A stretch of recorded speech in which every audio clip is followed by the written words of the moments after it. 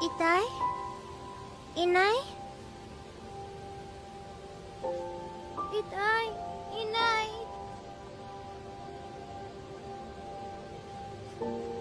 Itay! Inay! Ate!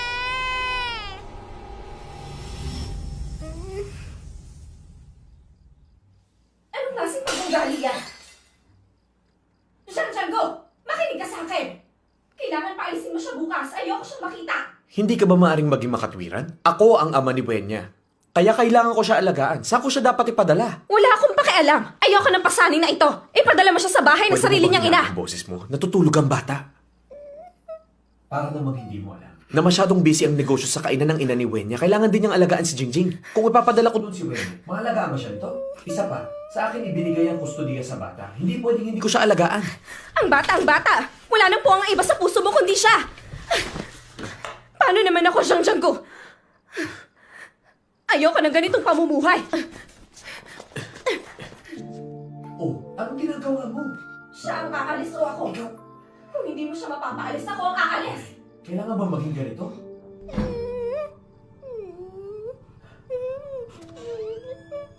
Buenya? Buenya?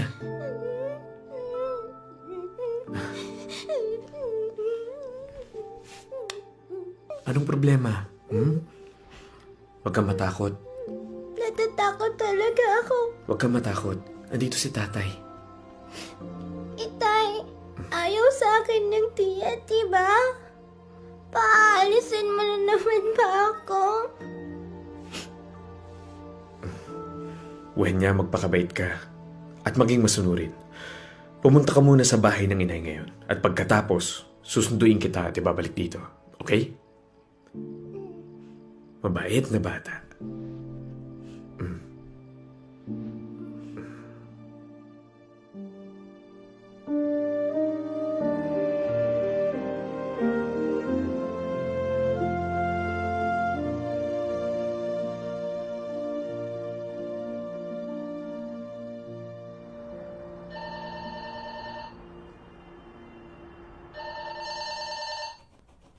Inay, ang telepono. Okay. Halika, Wenya, kumain ka ng tsokolate.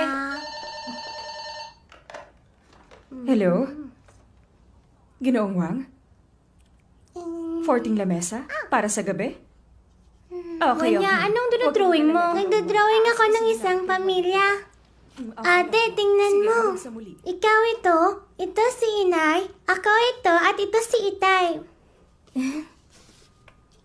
Tingnan mo, Wenya, sa ganitong paraan, sama-sama ang ating buong pamilya.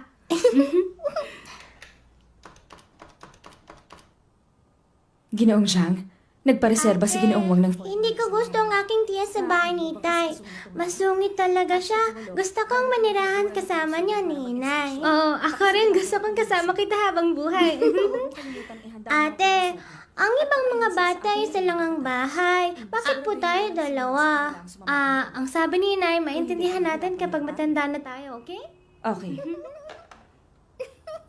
Wenjie, ininom mo na ba ang gamot mo? Po, nainom Halika ko rito, na. Wenya. Inay, tingnan mo. Wow, ang ganda ng drawing ni Wenya.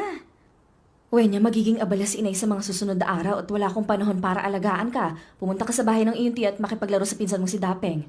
Ayoko po. Magpakabait ka, Wenya. Dadalhin ko sa iyong paborito mong klase ng iba't ibang dekolor na lapis at lahat ng klase ng masarap na pagkain. Susunduin kita pagkatapos ng ilang araw. Ayoko po. Hindi ko po gustong makipaglaro kay Dapeng. Gusto ko pong makasama kayo at si ate. Magpakabait ka, Wenya, at makinig sa akin. Hinihintay na tayo ng tiyo mo sa baba, okay? Tara na.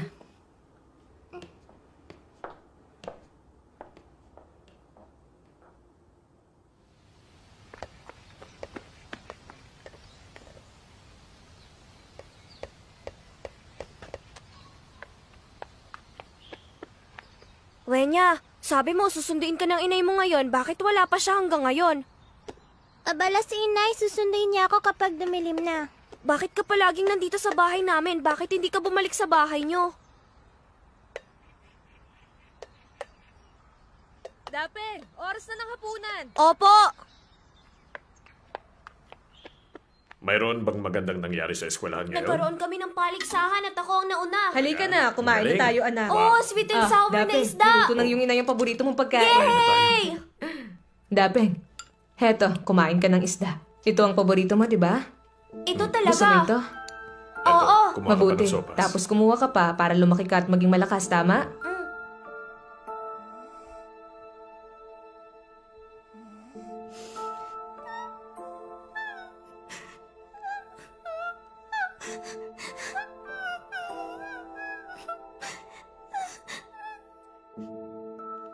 Wenya, anong gusto mong kainin? Ikukuha kita. Wala po. Wala po akong gustong kainin. Gusto ko lang po makasama ka.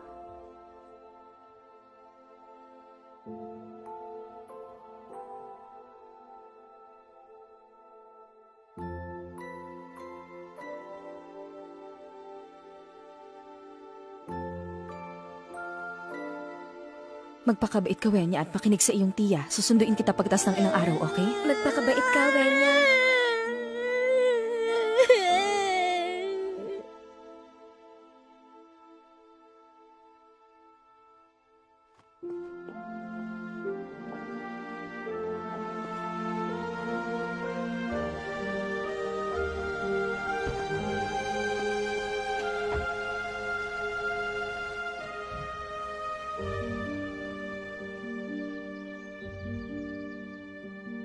Hoy, Chen, ilang araw na lang bagong taon na. Magtatrabaho ka ba ulit hanggang bisperas ng bagong taon kaya ngayon? istorbohin kita kay Wenya ng ilang araw pa. Susunduin ko siya sa besperas ng bagong taon. Ah, okay lang. Sige, punta ka na.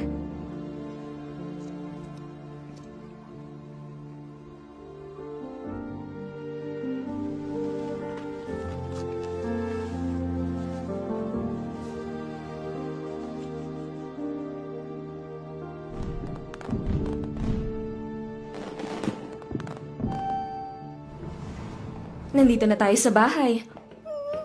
Bubuksan ko ang pinto. Wow! Wenya, nandito ka na! May dalang mga damit si inay para sa atin. Halika na. Wenya, binati mo na ba ang iyong tiyuhin? Kumusta, tiyo?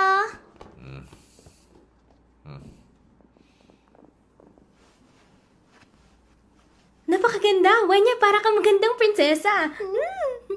Ate, tulungan mo kong suot to. Okay.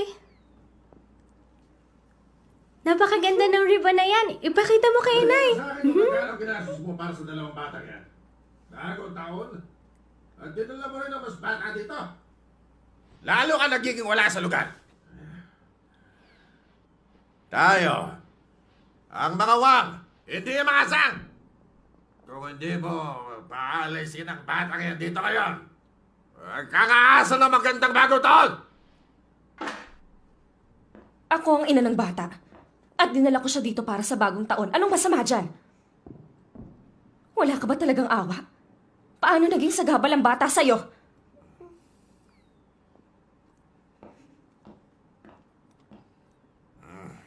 Matagal na kita pinagbibigyan. Sinasabi ko sa'yo, hindi ko palalaki ng anak ng ibang tao. Kung hindi mo siya papalisin dito ngayon, ako magpapalis sa kanya dito. Anong gagawin mo? Tumibig ka! Bumalik ka dito! Inay! Huwag mong saktan si inay! Akala mo ba hindi ka nakasaktan? Ha?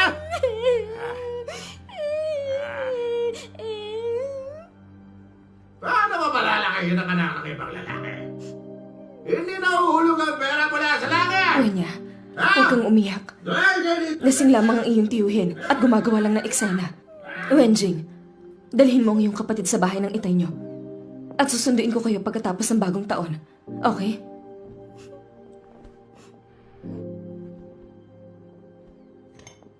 Anak, hintayin mo lang na makabalik ang iyong tiyuhin at sabay tayo mag-uumpisa, okay?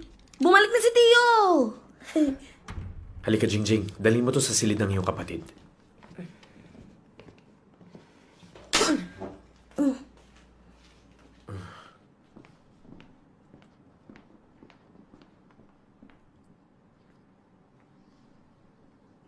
Chuyan, makakapagpaliwanag ako. Makinig ka Di sa ba akin. napag-usapan na natin to doon siya sa nanay niya sa bagong taon? Gusto mo lang mag-umpisa na naman? Hindi ba ako pwede maging masaya, ganon? Chuyan. Gabi na. At bagong taon pa. Nandito na rin lang ang mga bata. Pabaya na sila magbagong taon dito. Hindi nga siya malagaan ng kanyang ina, kaya bakit ako magiging mabait? Nahayaan mo ba akong magdiwa ngayong bagong taon o hindi? Tumahimik ka na. So, ang sawa na ako sa ganito. Bahay ko to. Sinong nagpahintulot sa inyo dito magbagong taon sa bahay ko? Bahay ito ng aking itay at bahay ko rin Hindi mo to bahay. Batang ligaw ka. Wala may gusto sa'yo. Hindi ako ligaw na bata! Ikaw ay ligaw na bata. Hindi ako ganon! Ligaw ka. Ligaw. Hindi Ligaw. ako ganon! Ligaw ka! Wenya! Bata! Huwag ka makipag-away! Huwag ka makipag... Tama na! Tigil! Ligaw ka na bata. Tigil. Tigil. Ano nangyari? Sinaktan nila ako. Itay, Okay hindi ka ako ba? ligaw na bata. Siyempre naman hindi. Ikaw ay aking mabait na anak. Siyang ko! Sasabihin ko sa'yo. Ngayon din, kung nandito siya, aalis ako. At kung nandito ako, dapat wala siya dito. Mamili ka! Sige na, pumasok ka na sa loob.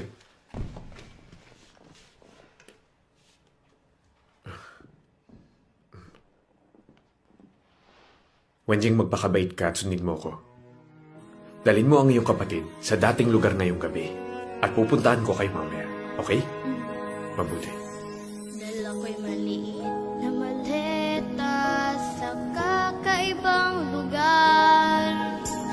Nasa loob si itay, ngunit nasa labas si inay. Dala ko'y maliit na maleta sa minsan kong naging bahay. Nasa loob si inay, ngunit nasa labas si itay. Dala ko'y maliit na maleta, pag-alagala sa daan. Pag-alagala sa daan, pag-alagala sa daan.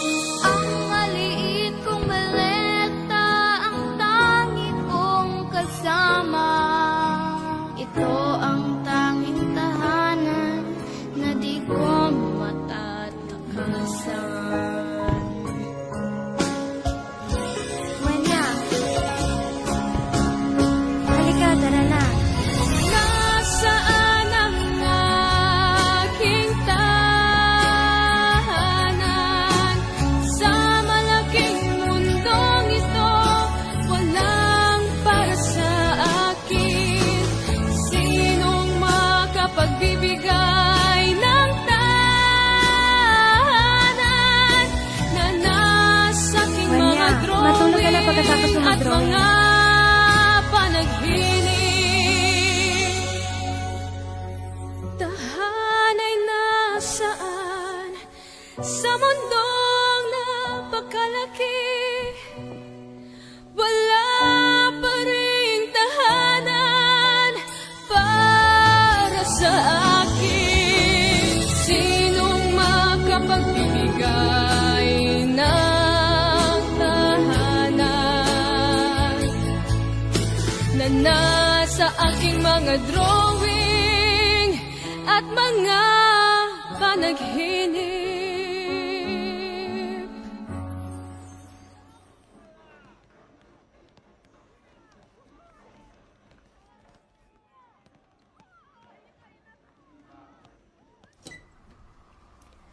Itay, nandito na ako.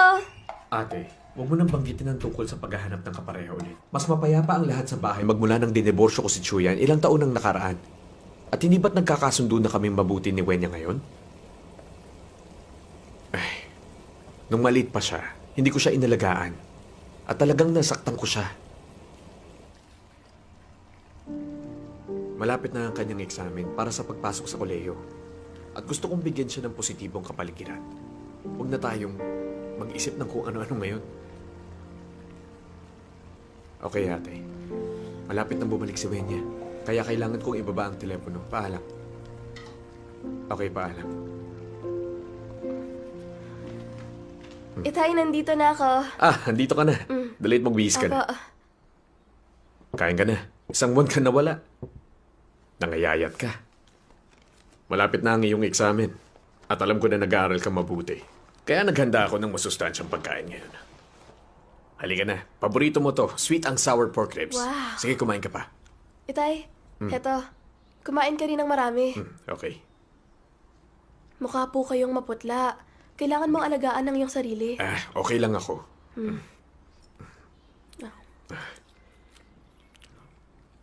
Ang pinakapangarap ko ang makapasok ka sa universidad para magkaroon ka ng magandang trabaho sa hinaharap. Para hindi ako mag-aalala. Itay, huwag kang mag-alala. Hindi kita bibiguin. Magiging matagumpay ako sa aking karera sa hinaharap, kagaya mo. Mabuti. Sige, kumain ka pa. Itay, Ano yun? matagal ko nang hindi nakikita si inay at si ate, kaya gusto ko sanang pumunta kina inay bukas.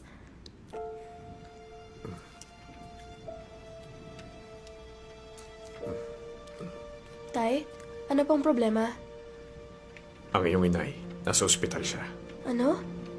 Ayaw naming maapektuhan ang iyong pag-aaral, kaya hindi namin sinabi sa'yo.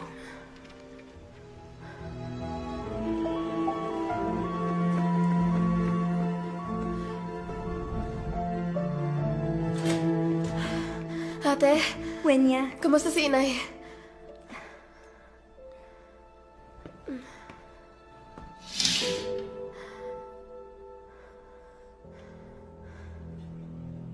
Ang sabi ng doktor, meron siyang pagdurugo sa utak. Mabuti na lang at nadala siya sa ospital kaagad. Kung tumagal pa, baka wala na sana silang nagawa para sa kanya. Maswerte si inay na buhay pa pagkatapos nito. Wenjing, nasaan si Tio? Huwag mong babanggitin ang iyong ama-amahan. Ginalit niya ng husto ang iyong inay kaya siya na ospital. Ano? Tia, ano talaga ang nangyari? Nag-uwi siya ng ibang babae sa bahay at nakita sila ng inay mo. Isipin mo, paano siya hindi magagalit? Maliban dito, kahit na nakita na niya ang kalagayan ng iyong inay ngayon, hindi lamang niya ito binabaliwala, kinamkam din niya ang lahat ng ari-arian ng pamilya. Sobra na yan. Kakausapin Wenya, ko huwag siya ka para magpalalas sa magkaliwanagan. niya! Ang pinakamahalaga ngayon ay ang alagaan si inay at gumaling siya sa lalong madaling panahon. At hindi mo kailanman dapat babanggitin ito sa kanya. Talagang hindi siya maaari mag-alala sa ngayon. Tama yun. Ang mahalaga sa ngayon ay ang alagaan ng iyong nanay.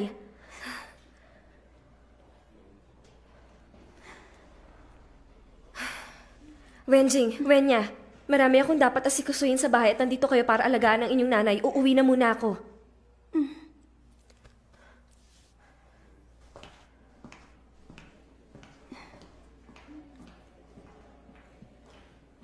Ate, masama ang pakiramdam mo.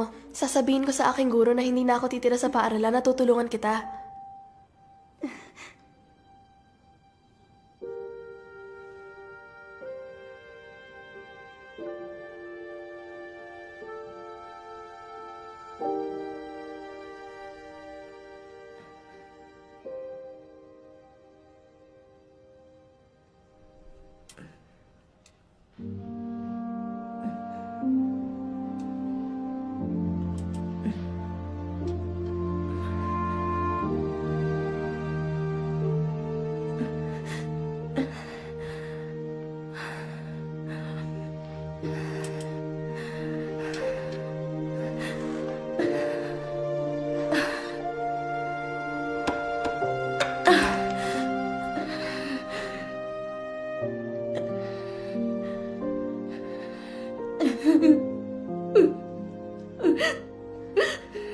Inay!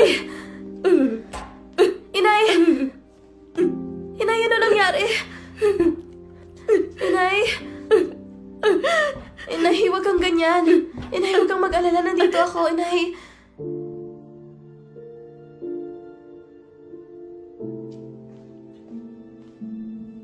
Inay, ito na po yung gamot niya.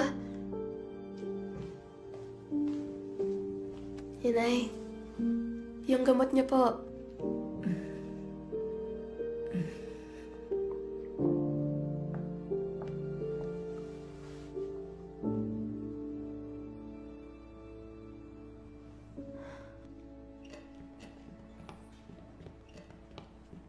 Pamilya ni Tao Hui Chen, halos ubos na ang ibinayad niyo dito sa ospital. Kailangan niyo magbayad ulit sa lalong madaling panahon. Kung hindi, kailangan naming ihinto ang gamot ng iyong ina.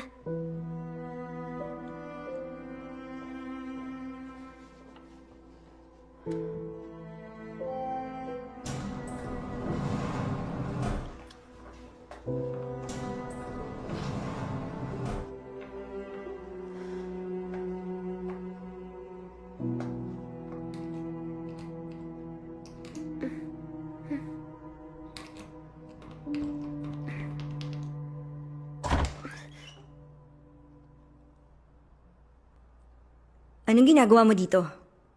Bahay namin ito, bakit hindi ako pupunta? Sino yan? Hinahanap ka niya. Wenya. Bakit nandito ka?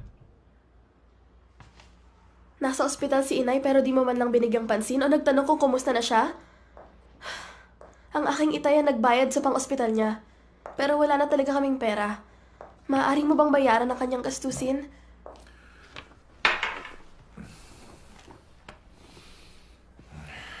Enya, hindi mo ba alam? Ang kainan ay nalugi nito mga nakalipas na taon. At maraming naging mga utang. Wala akong pera sa ngayon. Ganito na lang. Bumalik ka na doon at kapag nagkaroon na ka ng pera, ipapadala ko sa inyo. Pinangasiwaan ng inay ang kainan at ang negosyo ay laging maayos. Ngayong may sakit siya at kailangan ng pera, di pwedeng magmasid ka lang na walang ginagawa.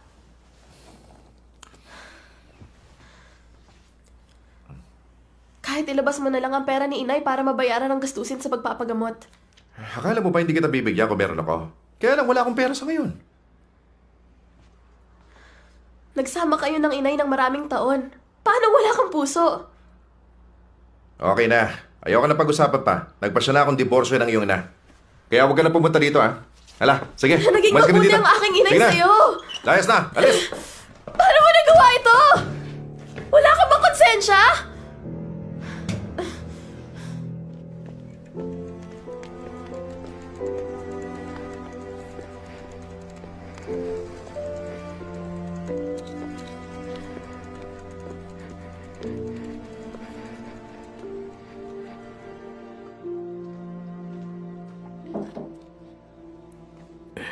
Oh, Tay. Uminom ka ng gatas. Lalabas na sa ospital ang iyong inay sa loob ng 2 araw. Pero inari na ng iyong ama-amahan ang kanyang bahay. Wala siyang lugar na titirahan. Pag-usapan niyo ng iyong inay at tignan mo kung gusto niyang tumira sa ating bahay. Kilala mo siya, Tay. Masyado siyang mataas. At sa sitwasyong ito, hindi niya gugustuhin na manirahan sa atin. Napag-usapan na namin ni ate na hahanap kami ng mauupahan. Sige. Tutulungan ko kayong maghanap sa mga susunod na araw. Matulog ka ng maaga pagkatapos mo riyan.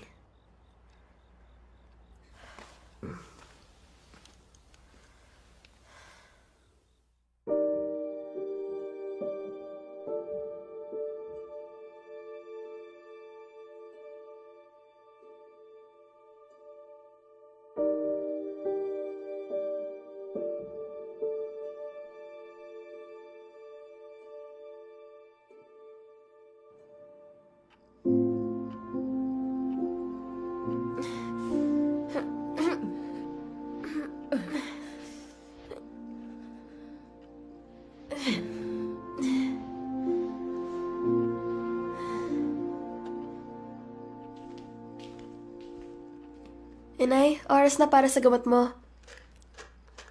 Ilagay mo dyan. Iinumin ko mamaya. Wenya, umupo ka dito. Meron akong sasabihin sa'yo.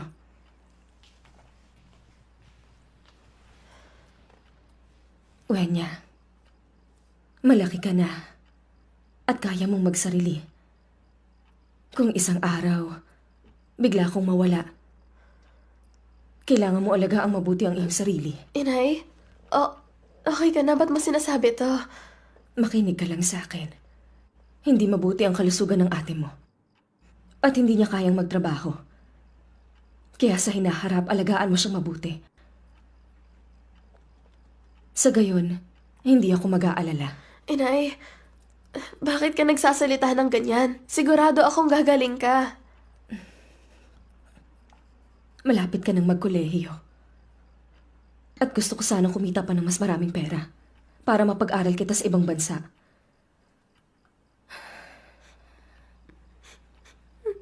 Pero, hindi lamang hindi ko kayo maalagaan. Naging pabigat pa ako sa inyo. Inay, huwag mo sabihin yan. Tingnan mo, malalaki na kami ni ate. Kaya kahit gaano pa kahirap ang ating buhay, basta kakayanan natin, malalampasan natin to. Huwag ninyo tong masyadong isipin, okay? Inay, matulog na kayo at huwag nang masyado pang mag-isip.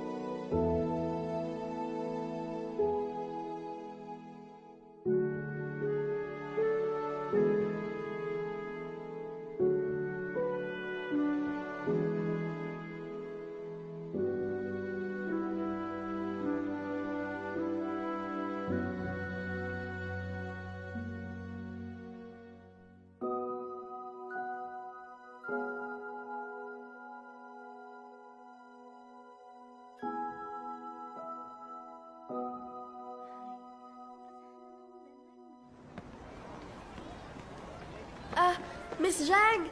Miss Zhang! Gusto ko sanang itanong, paano lutasin ang problemang ito? Sa katunayan, madali lang itong gawin. Paumanhin kailangan sagutin ang tawag na to. Hello? Ate? Anong nangyari? Nasa ospital si Itay. Gumawa sila ng mga pagsusuri at nasa huling yugtunan ng cancer sa atay. Ano? Cancer sa atay? Kailangan mo lang talagang pagtuunan ng pansin itong parting to. Naiintindihan mo ba? Oh, Wenya!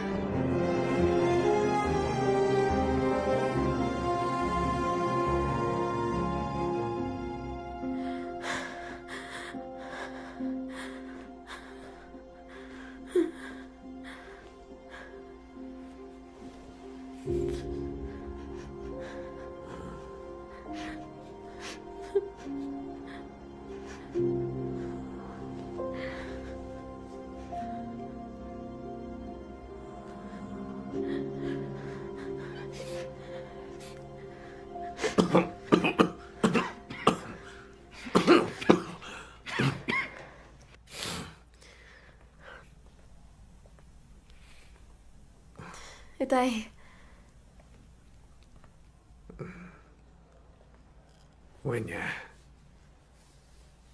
nandito ka na.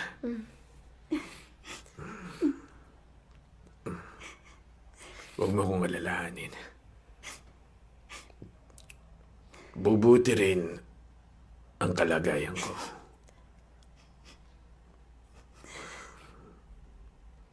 Pagtunan mo ang iyong pag-aaral. Itay, huwag kang mag-alala. Pagbubutihin ko ang aking pag-aaral, sisiguraduhin kong makakapagkolehiyo ako.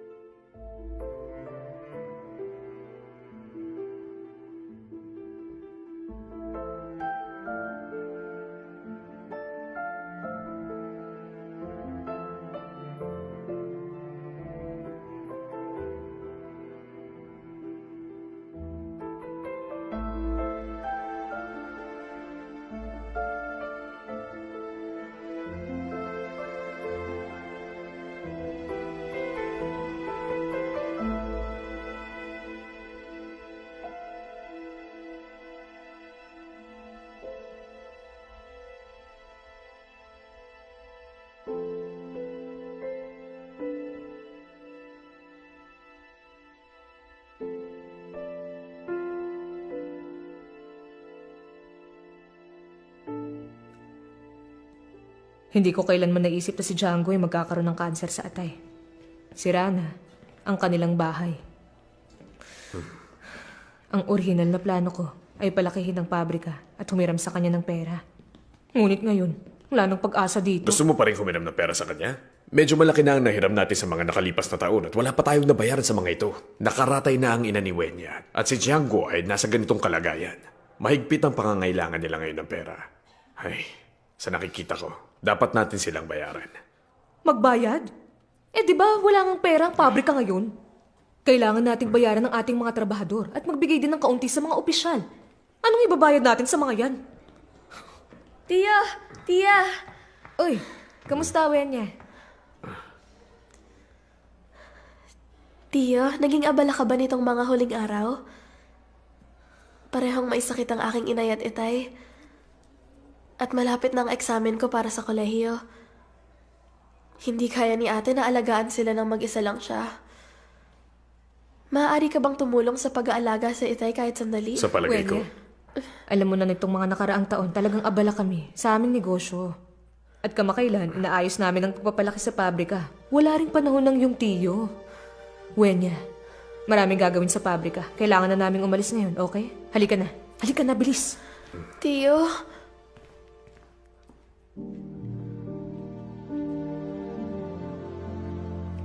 Hello, Tia. Si Wenya po to. Malapit na po ang eksamen ko para sa kolehiyo. Magiging abala ako sa pag-aaral. Maaari mo bang alagaan si Itay? Wenya, abala ako sa trabaho at hindi talaga ako makakuha ng bakasyon. Okay.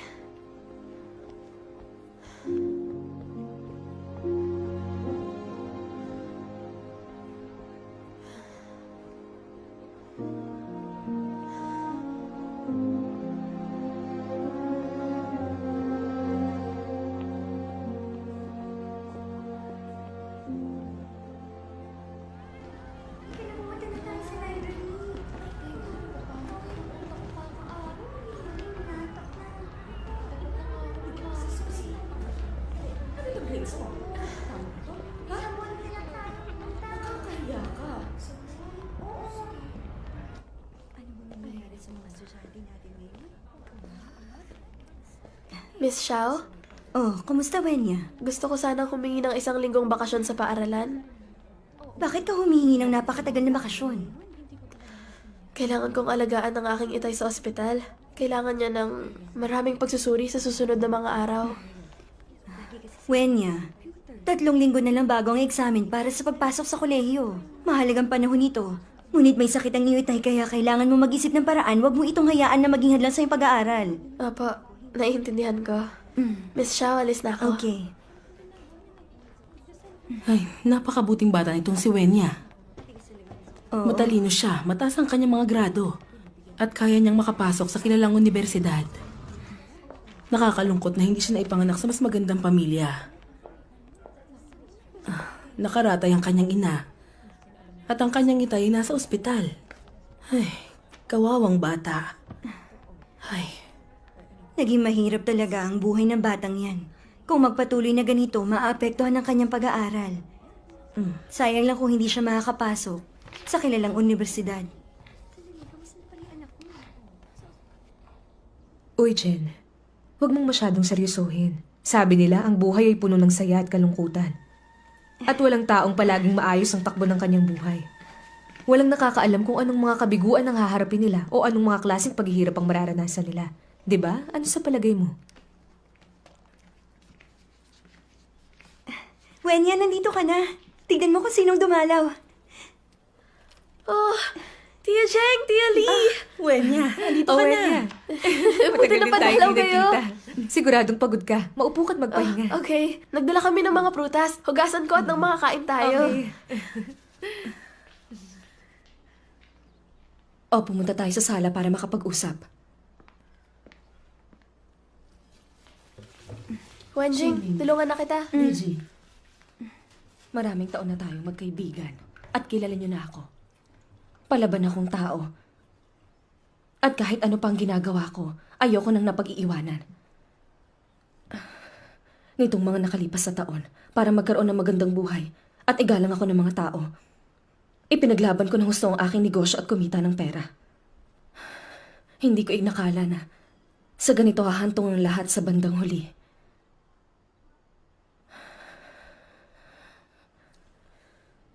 Wala na akong anumang pag-aari ngayon. May sakit ako. At naging pabigat sa mga anak ko. Aaminin ko. Kung di dahil sa mga anak ko, wala nang dahilan para mabuhay pa ako. Uy, Jen, huwag ka masyadong malungkot. Naiintindihan ko ang nararamdaman mo ngayon. Sasama ang loob ng kahit sinong makakaranas ng ganito. Alam mo, noong nakaraang mga taon, nagtrabaho ako gabi at araw para kumita ng pera. Para makapasok sa kolehiyo ang aking anak at tuluyan kong sinira ang aking kalusugan. Subalit hindi siya naging mabuti. Hindi lamang siya hindi nakapasok sa kolehiyo, nagsugal pa siya ng hindi ko alam. Isinugal niya lahat ng pera ng pamilya at nasangkot siya sa lahat ng uri ng away. Nakasakit siya. At nakulong ng 3 taon. Katulad mo ako noong panahong yun. Pakiramdam ko bumagsak ang langit sa akin at palagi akong umiiyak. Iniisip ko, paano ako nagkaroon ng anak na walang silbi? Na nagdulot sa akin ng kahihiyan. Naramdaman ko rin na wala akong mukha na magpatuloy sa pamumuhay. Tia, bakit napakasakit ng buhay ng mga tao? Napakaganda sana kung ang mga bagay-bagay ay hindi napakahirap. Noong mga panahong yun, ganyan din ako mag-isip. Bakit napakasakit ng buhay ng mga tao? Bakit hindi natin matakasan ang ating pasakit? Noong nagsimula akong maniwala sa Diyos at maintindihan ng katotohanan mula sa mga salita ng Diyos, nagsimula akong maintindihan ng mga bagay. Ang katiwalian ng tao ay napakalalim, may kahulugan, sa likod ng lahat ng pagdurusang ito. Naniniwala ka sa Diyos? Oo. Maniwala sa Diyos? Noong wala na akong ibang mapuntahan, isang kasamahan ng nagbahagi ng ebanghelyo sa akin, sinabi niya na ang tao ay nilikha ng Diyos, na ang Diyos ang naghahari sa kapalaran ng tao. Kung saan nanggagaling ang tao, kung saan sila pupunta, at na ang buhay ng tao ay inayos lahat ng Diyos. Sinabi niya na kung maniniwala tayo sa Diyos, talagang mauunawaan natin ang mga bagay tungkol sa buhay ng tao. Kahit ano pang mga paghihirap, kagipitan o dagok, at kabiguan, ang mararanasan natin sa ating buhay, ang lahat ay mabuting kagustuhan ng Diyos. Naniniwala tayo sa Diyos at sumailalim sa mga mahihirap na sitwasyon. Hinahayaan tayong maunawaan ng katotohanan at makita ang mga gawain ng Diyos para makamtan ng pangangalaga at proteksyon ng Diyos at tahakin ng tamang landas. Kung mahahanap natin ang katotohanan, magdadasal sa Diyos at aasa sa Diyos para sa lahat ng mga bagay. Poprotektahan at aalagaan niya tayo. Bibigyan niya tayo ng paraan at lulutasin ang ating mga paghihirap, ating mga problema. Ang aking kasamahan ay naging saksi rin sa mga salita at gawain ng Diyos sa mga huling araw. At binigyan niya ako ng aklat ng mga salita ng Diyos. Ang salita ay nagpapakita sa katawang tao. Magmula noon, binabasa ko ang mga salita ng Diyos araw-araw at madalas na nagdarasal sa Kanya. Binuksan ko ang aking puso at ibinahagi ang mga paghihirap ko sa Diyos. Kasama ang aking mga kapatid, nagkaroon kami ng pagbabahagi ng Kanyang mga salita.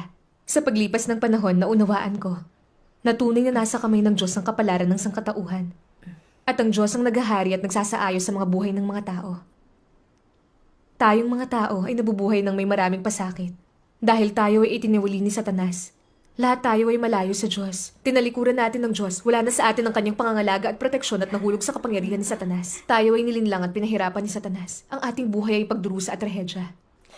Alam ko rin na ang mga tao ay nabubuhay para sa mukha at kalayawan at para sa katanyagan at estado. Ang lahat ng ito ay mga pagpapahirap ni Satanas sa sangkatauhan. Sa ganitong pamumuhay, paanong hindi magdurusa ang mga tao?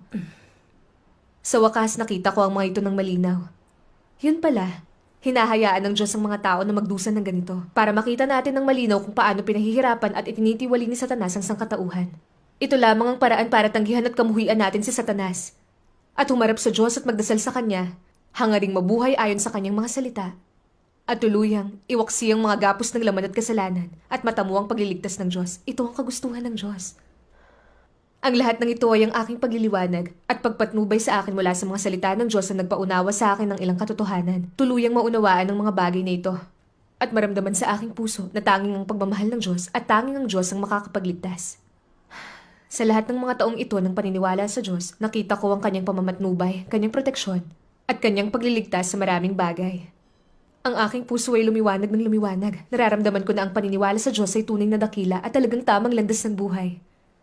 Ang mga salita ng makapangyarihang Diyos ay napakalinaw na ipinapaliwanag ang ugat ng pagdurusa ng mga tao. Tingnan natin lahat ng kanyang mga salita at mauunawaan niyo ito. Gusto ko rin makita. Okay, sabay nating basahin ang mga ito.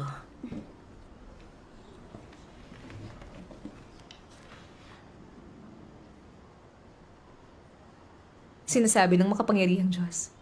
Sina Adan at Eva, na nilalang ng Diyos sa pasimula, ay mga banal na tao. Ibig sabihin, habang nasa hardin ng Eden, sila ay banal.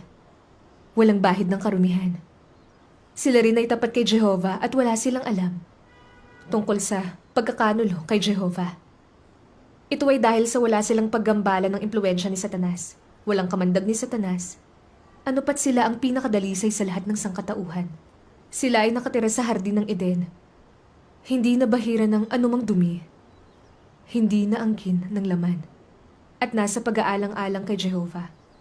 Sa dakong huli, nang sila ay tinukso ni Satanas, nagkaroon sila ng kamandag ng ahas at ng pagnanasa na ipagkanulo si Jehovah at namuhay sila sa ilalim ng impluensya ni Satanas. Ang kanilang kaisipan ay napuno ng kasamaan at karumihan, walang kabutihan at kabanalan. Hindi ba't ito si Satanas? Ang sangkatauhan ay umunlad sa loob ng 10,000 mga taon ng kasaysayan upang marating ang kanilang kinaroroonan ngayon. Ngunit, ang aking orihinal na nilikha ay matagal nang lumubog sa pagkahamak. Hindi na sila ang aking sadya at kaya ang mga tao. At batay sa aking tingin sa kanila ay hindi nakarapat-dapat sa pangalang sangkatauhan. Para silang mga latak ng sangkatauhan, ninakaw ni Satanas. At mga naglalakad na naaagnas na bangkay na sinaniban ni Satanas at dinamitan. Ang mga tao ay hindi man lang naniniwala sa aking pag-iral o tinatanggap ang aking pagdating. Ginagawang tiwali ni Satanas ang mga tao sa pamamagitan ng edukasyon at impluensya ng mga pambansang pamahalaan at ng mga sikat at dakila. Ang mga kasinungalingan at kabalighuan nila ay nagiging buhay at kalikasan ng tao. Ang bawat isa'y makasarili at kinukuha ng dyablo ang pinakahuli ay isang sikat na makademonyong kasabihan na naitanim na sa bawat isa at nagiging buhay ng tao. May iba pang ilang pilosopiya ng mga salita ng buhay na katulad rin ito. Tinuturuan ni Satanas ang mga tao sa pamamagitan ng mainam na kulturang tradisyon ng bawat bansa. At idinudulot na bumagsak at malamon ng sangkatauhan sa isang malawak na kalaliman ng pagkawasak. At sa huli, sisirain ng Diyos ang mga tao dahil naglilingkod sila kay Satanas at nilalabanan nila ang Diyos. Basahin natin ang isa pang sipi.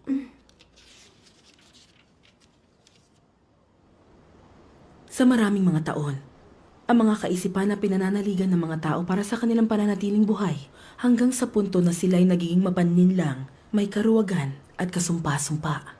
Hindi lamang sila kulang sa matibay na paninindigan at kapasyahan, subalit sila rin ay naging ganid, mayabang at matigas ang ulo. Sila ay lubos na nagkukulang sa anumang kapasyahan na dumaraig sa sarili. At higit pa, sila'y walang kahit kaunting katapangan upang iwaksi ang mga pamumuna ng mga madidilim na impluensyang ito. Ang mga kaisipan at mga buhay ng mga tao ay bulok.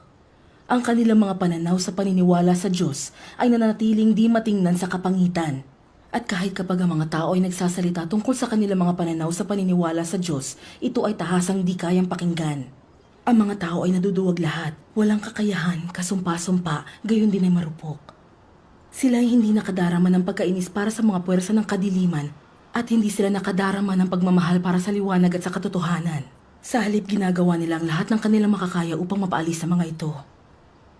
Mula sa panahon na ang tao ay unang nagkaroon ng araling panlipunan, ang isip ng tao ay naging abala sa agham at kaalaman. Doon ang agham at kaalaman ay naging kasangkapan para sa pamumuno ng sangkatauhan. At doon ay wala ng sapat na puwang para sa tao upang sambahin ang Diyos. At walang kanais-nais na mga kondisyon para sa pagsamba sa Diyos. Ang posisyon ng Diyos ay lumubog ng lalo pang mas mababa sa puso ng tao. Ang isang mundo sa puso ng tao na walang lugar para sa Diyos ay madilim. Walang laman, saka walang pag-asa. At kaya lumitaw ang maraming mga panlipunang siyentipiko, mananalaysay at mga politiko upang magpahayag ng teorya ng araling panlipunan. Ang teorya ng ebolusyon ng tao at iba pang mga teorya na sinasalungat ang katotohanang nilikha ng Diyos ng tao upang punuin ang puso at isip ng tao. At sa ganitong paraan, yaong naniniwala na ang Diyos ang lumikha ng lahat ng bagay ay naging lalo pang kakaunti at yaong naniniwala sa teorya ng ebolusyon ay naging lalo pang dumami ang bilang. Parami ng parami ang mga tao na itinuturing ang talaan ng gawain ng Diyos at kanyang mga salita sa kapanahunan ng lumang tipan bilang mga alamat at mga kathang isip. Sa kanilang mga puso, ang mga tao ay nagwalang bahala sa karangalan at kadakilaan ng Diyos.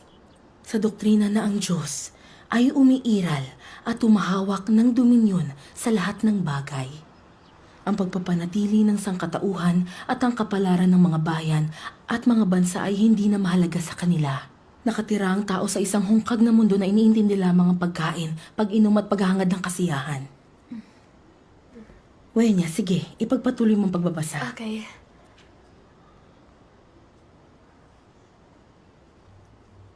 Ang tao ay naglakad ng mahabang panahon kasama ang Diyos. Ngunit hindi alam ng tao na ang Diyos ang namumuno sa kapalaran ng lahat ng bagay at mga buhay na nilalang. O kung paano isinasaayos o pinamamahalaan ng Diyos ang lahat ng bagay. Ito ay isang bagay na sadyang mailap sa tao mula pa sa sinaunang panahon hanggang sa kasalukuyang araw. Sa kung anong dahilan kung bakit ito ay hindi dahil sa ang paraan ng Diyos ay masyadong mailap o dahil ang plano ng Diyos ay dapat pang mapagtantuhan, kundi dahil ang puso at espiritu ng tao ay masyadong malayo sa Diyos. Kung kaya't kahit ang tao ay sumusunod sa Diyos, siya ay walang kamalay-malay na nananatili sa paglilingkod kay Satanas. Walang aktibong naghahanap ng mga yapak o wangis ng Diyos. At walang nagnanais na mamuhay sa pangangalaga at pag-iingat ng Diyos. Sa halip, sila ay handang umasa sa kaagnasan ni Satanas at kasamaan upang iangkop sa mundong ito at sa mga patakaran ng buhay na sinusunod ng makasalanang sangkatauhan.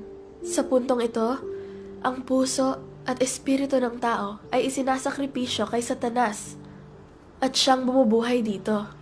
Higit pa rito, ang puso at espiritu ng tao ay naging lugar kung saan si Satanas ay maaaring manirahan at naging akmang palaruan ito. Sa paraang ito, ang tao ay walang kamalay-malay na nawawala sa kanya ang pag-unawa ng prinsipyo ng pagiging tao at ang halaga at layunin ng pag-iral ng tao.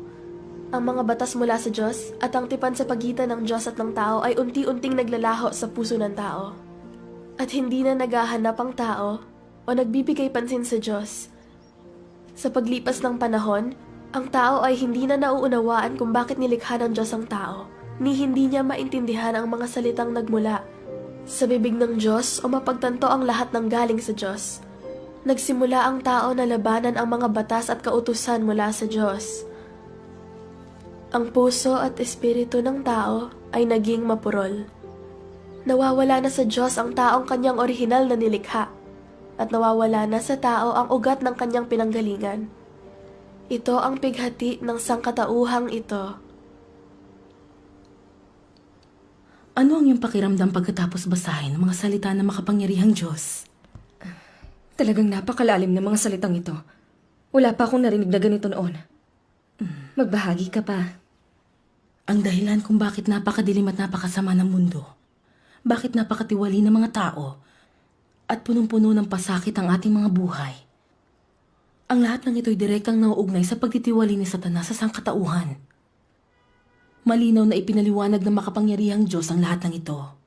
Tanging pagkatapos sumailalim ang mga tao, sa mga pagdurusang ito nila mararamdaman ng kadiliman ng mundo na ang sangkatauhan ay napakatiwali at na kailangan nila ang pagliligtas ng Diyos. Sa loob ng ilang libong taon, ginagamit ni Satanas ang ateismo, materialismo at evolusyonismo. Lahat ng uri ng mga kamalian at maling akala para linangin at lasunin ng mga tao. Ginagamit ito ang lahat ng uri ng demonyo at tanyag na tao para itanim ang lahat ng klase ng kasinungalingan sa puso ng mga tao. Kagaya ng ang bawat isa ay makasarili at kinukuha ng dyablo ang pinakauli. Pera ang nagpapaikot sa mundo. Ang tao ay namamatay para sa pera, ang ibon para sa pagkain. Ang kapalaran ng tao ay nasa kanyang kamay. Ang karunungan ay makakapagpabago ng kapalaran. At mayroon pang silang gamit ang isip mamumuno at mga gamit ang kamay pinamumunuan. Walang Diyos sa mundo. Kailanman ay walang tagapagligtas. Masusupil ng tao ang kalikasan at iba pa. Tinanggap ng mga tao ang mga lasong ito mula kay Satanas bilang katotohanan. Ang tingin nila dito ay matatalinong lumang kasabihan. At umaasa sa mga ito ang kanilang mga buhay. Lahat sila ay may mga disposisyong mayabang at pagpapahalaga sa sarili. Sila ay masyadong bilib sa sarili, hindi nakikinig kanino man. At talaga makasarili, manilin lang. At punong-puno ng kasinungalingan. Dinadaya at sinasaktan ng isa't isa. At hindi nagtitiwala sa sino man. O walang malalim na relasyon kanino man. Nagtatayo ng pader ang mga tao sa pagitan ng isa't isa. At nag-iingat sa lahat. Sadyang hindi makasundo ng mga tao ang isa't isa. Kung maging pabaya sila kahit kaunti lang magkakaroon sila ng mga kaaway. Hindi ba kayo sang-ayon dito? Ang lahat ng ito ay totoo. Walang sino man ang may pagkatao. Anong problema ang tinutukoy nito?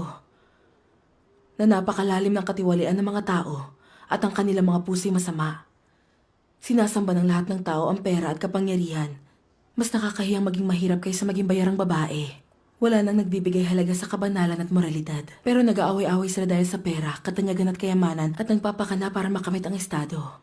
Diadaya ang isa't isa, pinapatay ang isa't isa, hindi tumitigil ang mga tao para makamit ang kanilang pansariling mga layunin. Makakaya nilang gumawa ng anumang karumal-dumal na bagay at makakaya nilang gumawa ng anumang kasalanan. Kahit sa pagitan ng mga magulang at mga anak, sa pagitan ng mag-asawa, mayroong pandaraya, pagsasamantala at pagtataksil. Ginagawa ng bawat isa mga bagay para sa kanilang pansariling pakinabang, kakulangan ng konsensya at katwiran. Tama ka. Wala nang nagpapahalaga sa kanilang konsensya, ngunit lagi silang nag-iingat sa ibang mga tao. At walang nakakaalam kung kailan sila mabibiktima, madadaya ng iba. Nakakapagod talaga ang buhay. Sa iyong palagay, paano hindi magiging masakit ang ating mga buhay sa ganitong napakatiwali at napakasamang mundo? Kung hindi tayo maniniwala sa Diyos at hindi tatahakin ang tamang landas ng buhay at aasa lang sa mga kasinungalingan ni Satanas, at lahat tayo nabubuhay sa kasalanan at nasaktan hanggang sa tayo ay hindi na tao o multo, maaari bang magkaroon ng kapayapaan sa ganitong paraan? Maaari bang magkaroon ng kaligayahan na matatamasa? Hindi. Ang lahat ay lubos na masama at wala na talagang kabaitan ng tao. Ang pamumuhay sa mundong ito ay puro pagdurusa. Ito ay totoo. Bawat pamilya ay may sariling mga paghihirap at ang bawat tao ay may sariling pasakit. Kung titingnan mo ang paligid natin, sinong pamilya ang nagkakasundo? Sino ang may masayang buhay? Ang bawat pamilya ay may sariling mga pakikibaka. Mahirap ito, nakakapagod para sa lahat. Kung ang mga tao ay naniniwala sa Diyos, hinahangad ang katotohanan at tinatahak ang tamang landas ng buhay, sila ay pagpapalain ng Diyos. At ang sangkatauhan ay hindi sana napakatiwali at wala sana silang masyadong pasakit sa kanilang mga buhay. Nakakalungkot.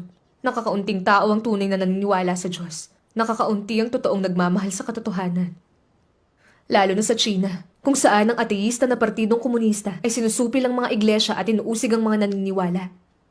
Sa ganitong uri ng bansa na tumututol sa Diyos, talagang walang pagpapala galing sa Kanya. Kung kaya ang lipunan ng China ang pinakamasama at pinakamadilim.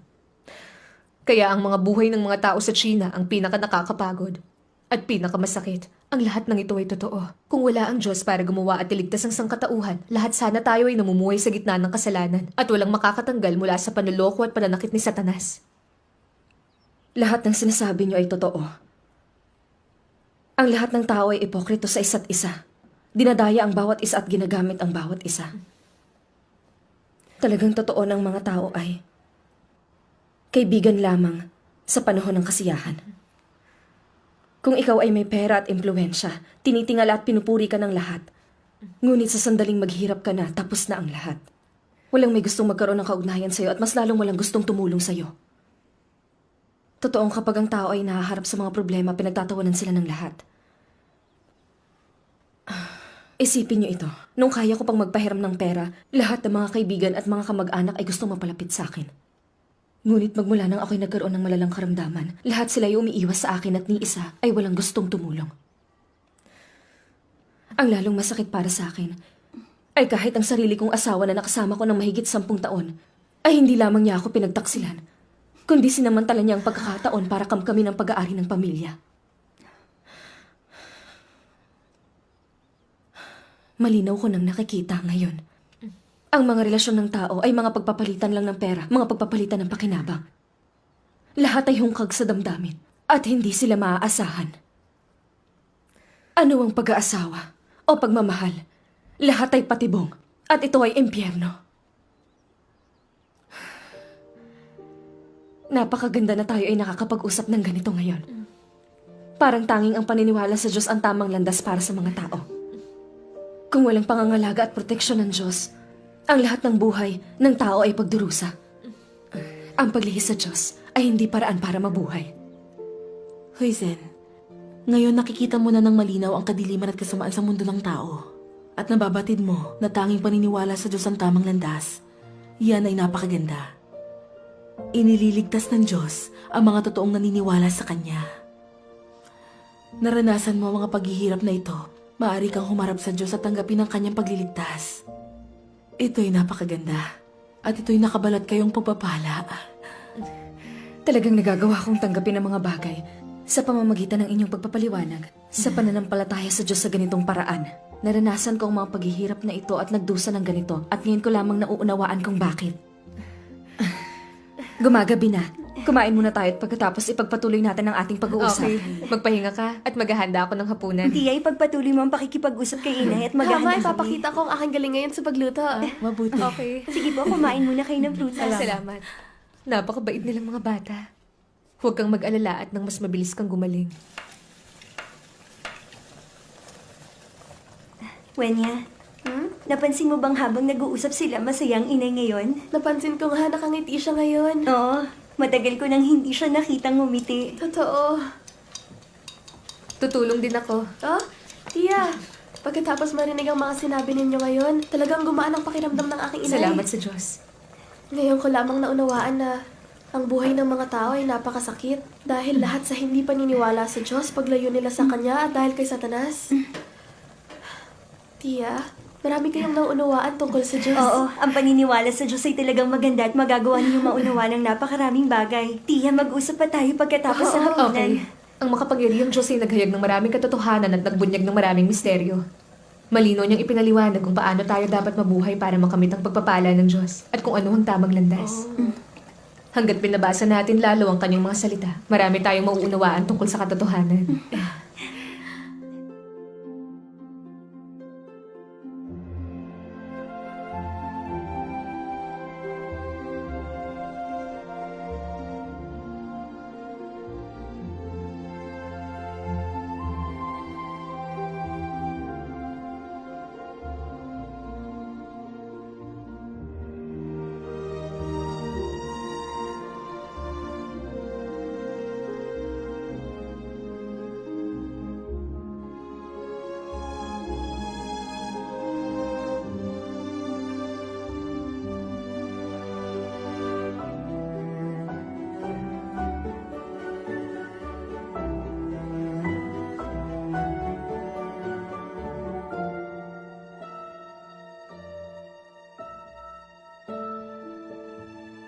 Tingnan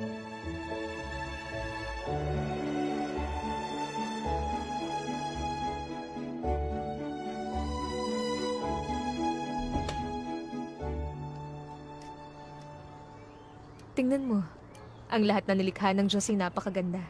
Kaya dapat kang sumasamang mamasyal. Oo. Nakakagaan ng pakiramdam ang pamamasyal. Pagkatapos ng pakikinig sa inyong pagbabahagi sa mga salita ng makapangyarihan Diyos nitong mga nakarang araw, talagang nabuksan ang aking puso. Dati naniniwala ako na ang bawat isa ay para sa kanyang sarili at kinukuha ng Diablo ang pinakahuli. Silang mga nagpapagod gamit ang isip ay sasakupin ng iba at silang mga nagpapagod gamit ang kanilang kamay ay sakop ng iba. At ang kapalaran ng isang tao ay nasa kanyang sariling kamay, pera ang nagpapaikot sa mundo. Ang lahat ng kasabihang ito ay sadyang totoo. Ang mundo ay talagang ganyan. Ang pera ay kapangyarihan at inaayos nito ang takbo ng lahat sa mundo at hinahayaan ng mga tao na mabuhay na may dignidad at kaligayahan. Kung kaya dati palagi ako nagkakandara pa sa pamamahala sa aking negosyo. Determinado na kumita ng maraming pera. Ang naging bunga, palagi ako nagmamadali sa buong buhay ko. At ngayon, naging ganito. Ang mga malasatanas na kamaliang ito ay nagdulot sa akin ng malaking pinsala. Kung hindi ko nabasa ang mga salita ng makapangyarihang Diyos, napatay na sana ako ni Satanas nang di ko namamalayan ang nangyayari. Nauunawaan ko na ngayon. Walang ibinibigay ang mga malasatanas na kamalian sa mga tao kundi pasakit at kadiliman. Totoo yan. Napakalinaw na ipinapahayag ng makapangyarihang Diyos ang ugat ng kasamaan at kadiliman ng mundo. Parang maraming bagay ang mauunawaan mula sa paniniwala sa Diyos at pagbabasa sa kanyang mga salita. Ang katotohanan ng pagtitiwali ni Satanas sa sangkatauhan ay malinaw na nakikita at ang pasakit na ito ay talagang matatakasan. Talagang totoo yan. Pagkatapos kong maniwala sa Diyos ng ilang taon at sa pagbabasa sa kanyang mga salita bawat araw, bago ko pa ito nabatid na unawaan ko na ang maraming katotohanan. Natamuang pag-intindi sa ilang mga kamalian at kasinungalingan ni Satanas at hindi na pinapahalagahan ng makamundong mga bagay. Kayamanan, katanyagan, estado, at karera. Ang mga ito ay hindi kaligayahan. Walang kasiyahan sa mga ito. Sa aking palagay, ang pamumuhay sa loob ng tiwaling laman at palaging pamumuhay para sa katanyagan at estado ay pagdurusa. Napakalala ng pagdurusa kaya nagdudulot ito ng mga karamdaman. Iyan mismo. Talagang ganyan. Inay! Tia! Wenya, Nakakuha na ako ng tubig! Mayroong pavilion sa banda roon. Pumunta tayo, tumupo doon. Sige, tutulak ka siya. oh, okay. Kapag ang isang tao ay naniwala sa Diyos at hinahangad ng katotohanan at mabuhay ayon sa kanyang salita, taglay ang presensya ng Diyos, nauunawaan ang tatamuang katotohanan at maging komportable at mapayapa. Tanging ito ang dakilang kaligayahan. Ilalagay ko ang aking puso sa paniniwala sa Diyos at sa paghahangad sa katotohanan. At hindi na ako nababahala sa mga bagay gaya ng pera, katanyagan o estado. Kahit na ako ay mas mahirap at mayroong mas kaunting material na kasiyahan, kasama ko ang Diyos at nasa akin ang pamamatnubay ng kanyang mga salita. Nagbibigay ito ng kaaliwan sa aking puso. Mayroon akong nasasandalan, kaya ako ay masaya at maligaya. Walang halaga ng pera ang makakabili nito. Hindi nakakapagtaka na mukhang masaya ka nga ngayon. Mas masayahin ka na kaysa dati. Para kang ganap na ibang tao. Ang paniniwala sa Diyos ay talagang dakila. Oo, isipin mo. Kung hindi tayo naniniwala sa Diyos at hindi taglay ang katotohanan, ang alam lang natin ay ang makibaka laban sa kapalaran, umasa sa sariling pagsisikap at makibaka ng mag-isa. At kahit na tayo ay may pera, estado at kapangyarihan, mababago kaya nito ang ating kapalaran? Lahat tayo ay nakakita na ng mga hindi naniniwala na kahit na mayaman ng pamilya nila, may marangyang bahay at may magarang sasakyan, hindi sila mapalagay at wala silang kapayapaan at kaligayahan. Walang sino mang makakatakas sa hungkag na pakiramdam at pagdurusa. Maraming gumagamit ng mga droga at namamatay. Ang ilan ay nagpapakamatay. Ito'y totoong nangyayari. Masasabi ba ninyo na kapag dumating ang delubyo, maililigtas ba ng pera, katanyagan at estado ang tao? Kahit gaano pa karami ang pera at kapangyarihan ng isang tao, mamamatay din sila kapag dumating ang dilubyo. Sigurado yan. Hindi ba't noong nangyari ang tsunami sa Indian Ocean, ang mga may pera at kapangyarihan ay namatay din? Tama yan. Tayo na naniniwala sa Diyos ay naiiba. Kung mas babasahin natin ang kanyang salita, mauunawaan natin ang katotohanan at kanyang kagustuhan. At makikita ng mas malinaw ang mga bagay. Malalaman natin kung anong klaseng tao ang pinagpapala niya. Hahangarin natin ang katotohanan, isasabuhay ito ayon sa kanyang mga salita at gagawin ng kanyang mga ibinibilin. Sa ganitong paraan, maiiwasan ng kasamaan at itatakwil ang panlilinlang at gapos ni Satanas at tatahakin ng tamang landas sa buhay. Kapag nakamit natin ang katotohanan dahil sa ating pananampalataya, may itatakwil natin ang kasalanan at mabubuhay ayon sa kanyang salita at poprotektahan niya tayo sa dilubyo. At kahit gaano pa kalaki ang dilubyo, hindi tayo mamamatay. Hui Chen, hindi ba't ito ang pinakadakilang pagpapala? Oo. Ngayon ko lang naunawaan na tanging sa paniniwala sa Diyos natin makakamit ang proteksyon, kapayapaan at kaligayahan ng Diyos. Kung tayo ay lalayo sa Diyos, hahanapin ang kaalaman, kayamanan, estado at katanyagan. Ang lahat ng ito ay walang kabuluhan at hungkag. Kahit gaano pa karunong ang isang tao, hindi nito mababago ang kanilang kapalaran o maibibigay sa kanila ang kaligayahan. Shinming, talagang ang magandang maunawaan ng katotohanan. Ang pakikinig sa iyong pagbabahagi sa mga salita ng makapangyarihang Diyos ay parang pagbukas ng bintana, mas maliwanag. Pakiramdam ko rin na mayroon akong masasandalan at hindi na ako masyadong nalulungkot. Inihahayag ng makapangyarihang Diyos ang katotohanan para tayo ay mailigtas mula sa pananakit ni Satanas. Tanging ito ang tunay na pagmamahal. Handa akong tanggapin ang gawain ng makapangyarihang Diyos sa mga huling araw. Basahing mabuti ang kanyang mga salita at sumunod sa kanya. Salamat sa Diyos. Tia, naging sobrang malungkot ang aking inay nitong nakaraan at madalas mag-isa tumiiyak. Kahit anong sabihin namin ay parang hindi nakatulong. Sumasama ang loob naming magkapatid na nakikita siyang nagdurusa at hindi namin alam kung ano ang gagawin.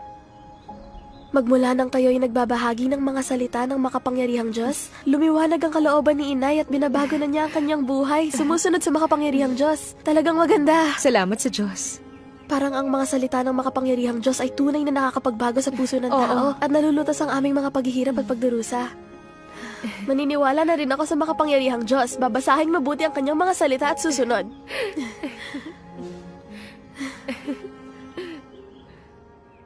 Inay, tingnan mo. Ganyan ang pagbalot mo? Hindi masama. Tama, malakas yung Nagsisimula lang loob niya. Sige, subukan mo ulit. Okay. Oo nga pala. Mag-i-examine na si Wenya sa kolehiyo. Kailangan niyang mag-aral. At abala rin siya sa pag-aalaga sa kanyang ama. Napagkasunduan namin na, pansamantala, si Sister Lee at ang kanyang asawa ay tutulong sa pag-aalaga sa kanyang ama. Para siya ay makapag-aral nang walang ibang aalalahanin, okay? Oo. Para makapagpagaling ka ng mapayapa at hindi masyadong mag-aalala. Hindi ko mapapayagan yan. Ang lahat ay nagbabahagi sa ebanghelyo at gumaganap ng tungkulin. Abalang-abala na kayo. Hindi namin maaaring gambalain ang aming mga kapatid. Lahat tayo magkakapatid at dapat nating mahalin ng isa't isa.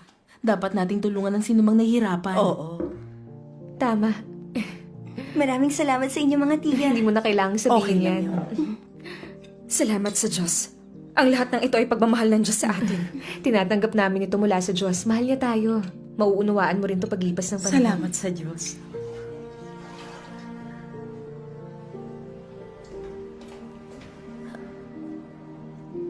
Wenya, nakabalik ka na.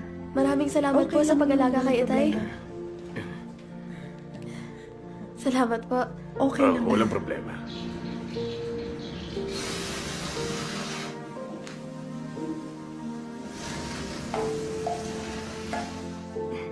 Tiya, napalitan ko na ang tubig. Mabuti, lagay mo lang dyan. Okay. Lilinisin ko ang silid. Okay. Wow. Nakabalik ka na. Wenya, Ang lahat ay napakalinis. Maraming salamat, Tia. Huwag ka naman masyadong formal. Hindi mo kailangan sabihin yan. Lahat tayo ay mga tao ng bahay ng Diyos. Halika, ibigay mo na sa akin ang iyong Huwag na bag. po, ako na lang. Kung nagiging formal ka na naman sa akin, hindi na kailangan. Halika, magpahinga ka muna saglit at malapit na tayong kumain.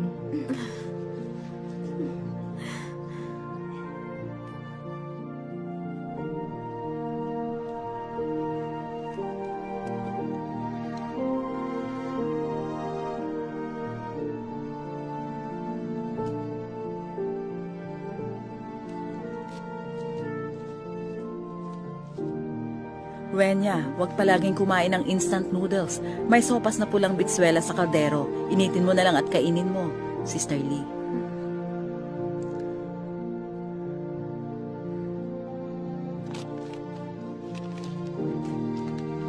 Tia, ano pong ginagawa niyo? Mga dahon ito na pinitas namin ang iyong tiyawang sa bundok nung nakaraang araw.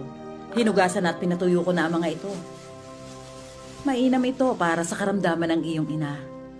Maraming salamat, Tia. Walang anuman. Halika, ilalagay ko sa iyong bag. At para inumin ito, magpakulo ng tubig tuwing umaga. Maglagay ng kaunti lang sa kaldero.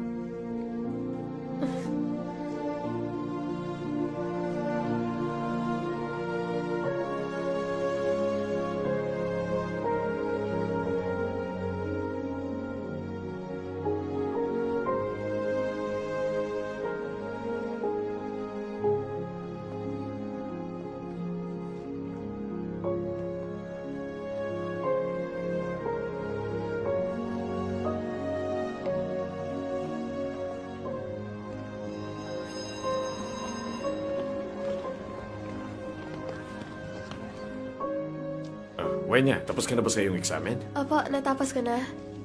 Ako na po ang gagawa niyan. Okay, eto.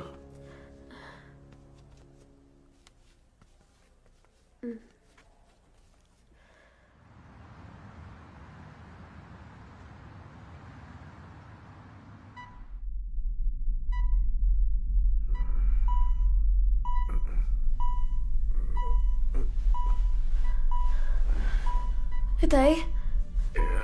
Itay, anong nararamdaman mo? Itay! Itay! Itay! Doc! Nurse! Yung tatay ko! Bilisan niyo! Tay! Tay! Tay! Tay! Tay! Doc! Nurse! Dali! Tay! Tay! Tay! Doktor!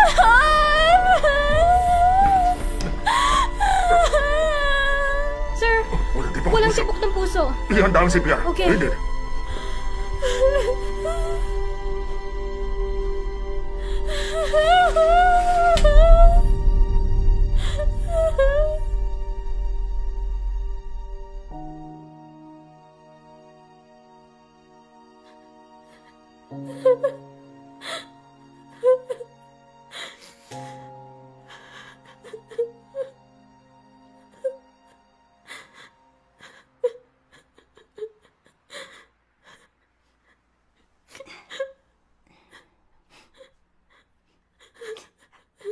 Wenya, huwag kang malungkot.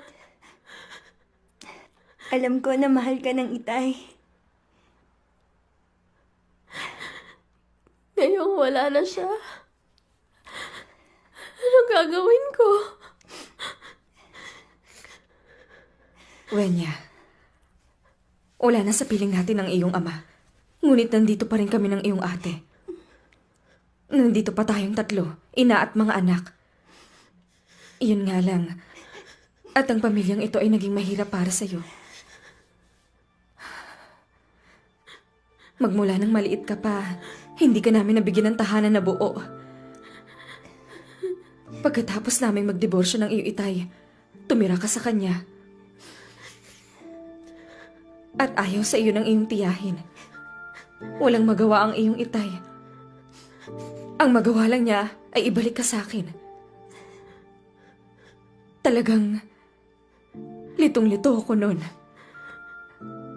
At nakatuon lamang ako sa negosyo at kumita ng pera. At wala akong panahon na alagaan ka.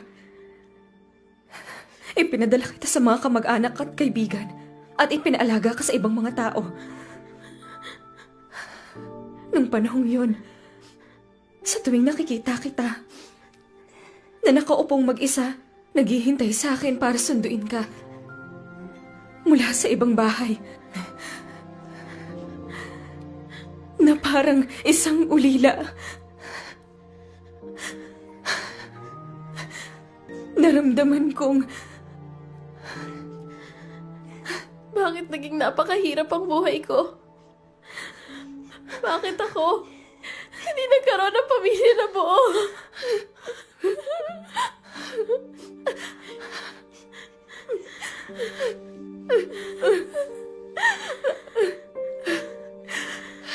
Hindi ko ginampanan ang aking mga responsibilidad bilang ina.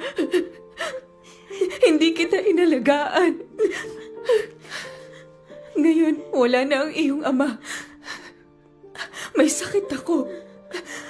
At ang iyong kapatid ay hindi maayos ang kalusugan.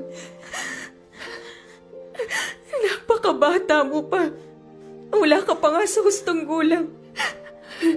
Subalit ang pasanin ng pamilyang ito ay napunta sa iyong mga balikat. Hindi ko kayang makita ka na nagdurusa ng sobra. Napakalaki ng utang ko sa'yo. Inay, wala po yun. Naniniwala na tayo sa Diyos ngayon. Sa tahanan ng Diyos. Natikman ko ang pagmamahal ng mga kapatid. Ang init ng pamilya ng Diyos. Kung hindi dahil sa paniniwala sa Diyos, hindi ko makakayanang magpatuloy. Magmula nung naniwala tayo sa Diyos, naranasan natin ang kanyang pagmamahal at ang pagmamahal ng ating mga kapatid. At sa wakas naramdaman natin na tanging ang Diyos ang pagmamahal at tanging ang Diyos ang lubusang nagmamahal sa mga tao. Dapat tayong mabuhay na umaasa sa Diyos, hindi maaaring asahan ng mga tao.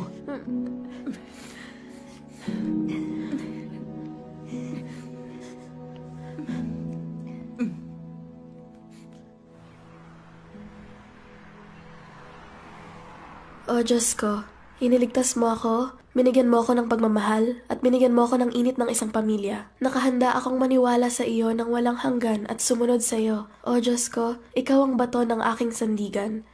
Namatay ang aking itay, talagang nagdurusa ako. O Diyos, nagsusumamo ako sa iyo na patnubayan ako, akayin ako sa landas na hinaharap ko. Amen.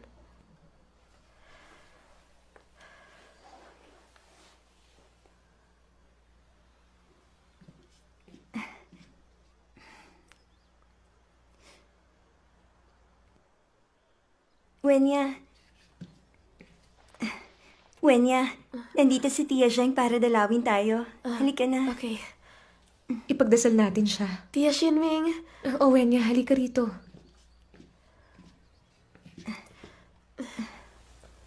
Mabuti na ba ang pakiramdam mo? Oo, mas mabuti na.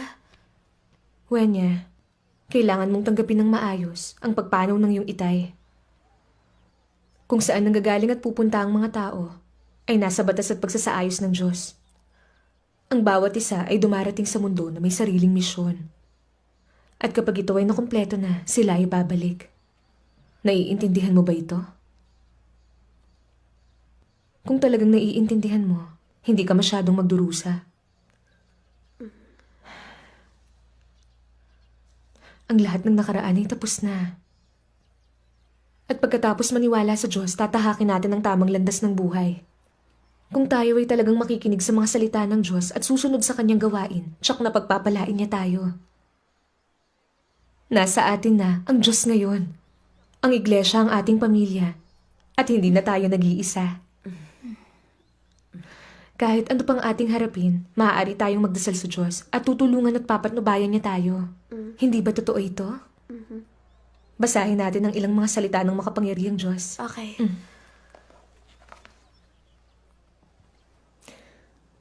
Mula ng sandaling isilang kang umiiyak sa mundong ito. Sinimulan mo nang gawin ang iyong tungkulin. Ginagampanan mo ang iyong papel ayon sa plano ng Diyos at sa pagtatalaga ng Diyos. Sinimulan mo ang paglalakbay ng buhay. Ano man ang iyong kinagisnan at anumang paglalakbay ang nasa iyong hinaharap, walang maaaring makaligtas sa pagsasaayos at pagkakaayos na inilaan ng langit, at walang sino man ang may kontrol ng kanilang kapalaran. Sapagkat siya lamang na namumuno sa lahat ng bagay ang may kakayahan ng naturang gawain. Mula ng araw na dumating ang pag-iral ng tao, ang Diyos ay naging matatag sa kanyang gawain, namamahala sa sansinukob, at nangangasiwa sa pagbabago at paggalaw ng lahat ng mga bagay. Tulad ng lahat ng mga bagay, tahimik at di alintanang tinatanggap ng tao ang sustansya ng katamisan at ng ulan at hamog mula sa Diyos. Tulad ng lahat ng mga bagay, di alam ng tao na siya'y namumuhay sa ilalim ng pagsasaayos ng kamay ng Diyos. Wenya? Hindi alam ng sangkatauhan na iniwan ang panustos ng buhay mula sa makapangyarihan sa lahat kung bakit sila umiiral. Ngayon may natatakot sa kamatayan. Walang suporta, walang tulong, ngunit ang sangkatauhan ay nag-aatubili pa ring magsara ng kanilang mga mata. Naglalakas loob pa rin, nagpapatuloy sa walang dangal na pamumuhay sa mundong ito sa mga katawang walang kamalayan sa mga kaluluwa. Namumuhay ka ng gayon na walang pag-asa At siya ay umiiral ng ganyan na walang layunin. Nariyan lamang ang tanging banal sa mga alamat na darating upang iligtas ang mga taong nananaghoy sa paghihirap at lubusang naghihintay para sa kanyang pagdating. Ang paniniwalang ito ay hindi maaaring matanto sa ngayon ng mga tao na walang kamalayan. Gayunpaman, patuloy na hinahangad ito ng mga tao.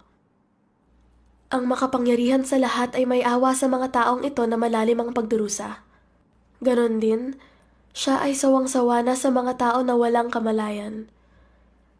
Dahil, kailangan pa niyang maghintay ng napakahabang panahon para sa sagot ng mga tao. Hinahangad niyang maghanap, hanapin ang iyong puso at ang iyong espiritu.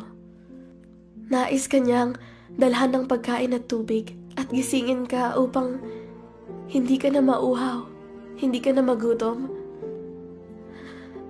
Kapag ikaw ay nanghihina at kapag ikaw ay nagsimula ng makaramdam ng kapanglawan ng mundong ito, huwag nang maguluhan, huwag kang umiyak. Ang Diyos na makapangyarihan sa lahat, ang tagabantay ang tatanggap sa iyong pagdating anumang oras. Nagbabantay siya sa iyong tubi. Naghihintay para sa iyong pagbabalik. Siya ay naghihintay para sa araw ng pagbabalik ng iyong gunita. Ang pagkakaroon ng kamalayan ng katunayan na ikaw ay nagmula sa Diyos. Lalo mo bang naunawaan na ang makapangyarihan sa lahat ay nagmamasid doon? Hinihintay pa rin ang iyong pagbabalik. Nananabik siyang may kapaitan.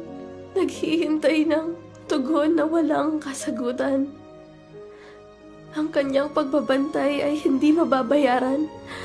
At ito ay para sa puso at diwa ng mga tao. Marahil, ang pagbabantay na ito ay walang katiyakan. At marahil ang pagmamatsyag na ito ay malapit ang magwakas. Ngunit dapat mong malaman ng tamang-tama kung nasaan ngayon ang iyong puso at espiritu.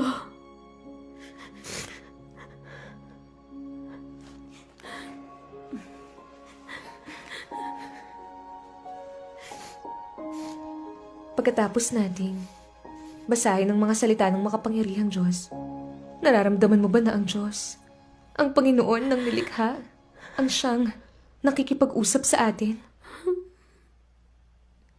Tinatawag tayo ng Diyos gamit ang kanyang mga salita at inaakay niya tayo at ginagabayan. Ang kanyang mga salita ay totoo. Tayong lahat ay mga anak ng Diyos at tanging siya lamang ang kumakalinga sa atin. Ang ating buong buhay ay inayos niya at kahit ano pa ang nangyari, ano man ang mangyari sa atin o gaano tayo magdusa, sinasanay tayo ng Diyos at ginagawa niya tayong perpekto sa pamamagitan ng kanyang mga salita para makamit ang katotohanan at ating isabuhay ito. Hindi pa katagalan na tayo naniwala sa Diyos kaya hindi natin nauunawaan ng maraming katotohanan. Ngunit pagkatapos ng ilan pang taon, mas magkakaroon tayo ng pagkaunawa sa Diyos. Mababatid natin ang kabuluhan ng pagsunod sa gawain ng Diyos. Sobrang nagdusa ang aming pamilya. Lalong-lalo na si Wenya. Magmula nang siya ay maliit, hindi niya naranasan ang init ng isang pamilya. At ngayon, ang kanyang itay ay namatay na. Kung hindi siya naniwala sa Diyos, matindi sana ang kanyang pagdurusa. At bilang kanyang ina, talagang hindi ko sana alam ang aking gagawin. Mas maayos na ngayon, magmula nang maniwala sa Diyos at binabasa ang mga salita ng makapangyarihang Diyos, nauunawaan ko na ang pasakit na ating pinagdurusahan ngayon ay nakakatulong sa atin para matuto sa buhay. Hindi ko naunawaan noon at nagalit ako sa langit at sa mundo. Paano ako naging napakarebelde, ignorante at hangal? Wenya, napakaraming bata ang lumaki sa isang maluwalhating kapaligiran at hindi kailanman nagdusa. Ngunit ang naging bunga nito, wala silang pag-unawa sa anumang bagay nang sila ay lumaki na. Wala silang kakayahan na mabuhay ng mag-isa at sila ay talagang mahina. May ilang bata na nagdusa mula nung maliit sila. At nung sila'y malaki na, naging malakas sila at determinado. At kayang mabuhay mag-isa. Ang buhay ng tao ay sadyang puno ng saya at kalungkutan. At lahat tayo ay nalalagpasan ng mga paghihirap. Kaya hindi masama kung tayo ay magdusa. At ang pagsasaya sa mga pagpapala ay hindi ibig sabihin maganda ito. Hindi ka ba sang-ayon dito? Talagang ipinaliwanag itong mabuti ni tiya't ng inay. Wenya, pag-isipan mo ito. Kung hindi nagdusa ang ating pamilya sa mga paghihirap na to, hindi sana may isip ni inay na maniwala sa Diyos. Tayong dalawa ay tiyak na hindi maniniwala sa Diyos. Hindi ba't ang pagpapalang ito ay nanggaling sa kasawian? Inay, Tia, ang aking puso ay mas maliwanag pagkatapos ng inyong pagbabahagi. Alam ko na ang mga bagay na ito na aking dinanas ay batas ng Diyos at kanyang kaayusan. Lahat ay naging kapaki-pakinabang sa akin. Kung ang aking buhay ay naging talagang komportable, hindi sana ako naniwala sa Diyos. Kundi susunod sana ako sa mga masamang kalakaran sa mundo, kumain, uminom at maglaro, magsayang sa internet cafe at karaoke.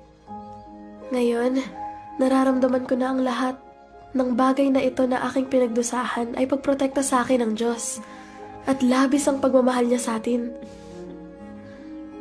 Dapat ko talagang pagsikapan na maniwala sa Diyos at hanapin ang katotohanan.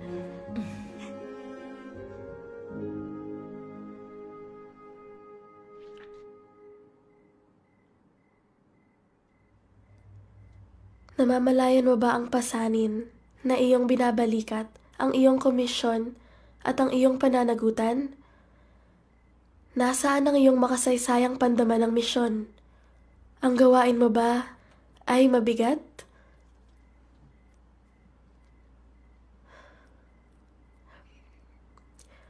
Sila ay dukha, kaawa-awa, bulag at nawawala. Naghuhumiyaw sa kadiliman. Nasaan ang daan? Lubhang nananabik sila sa liwanag, tulad ng isang bulalakaw, upang biglang bumulusok at pagwatak-watakin ang puwersa ng kadiliman na nang api sa mga tao sa loob ng maraming mga taon.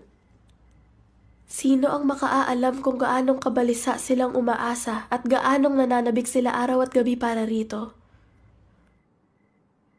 Ang mga taong ito na labis na naghihirap ay nananatiling nakabilanggo sa mga piitan ng kadiliman, walang pag-asang makawala kahit sa araw na kumikislap ang liwanag. Kailan sila hindi naluluha?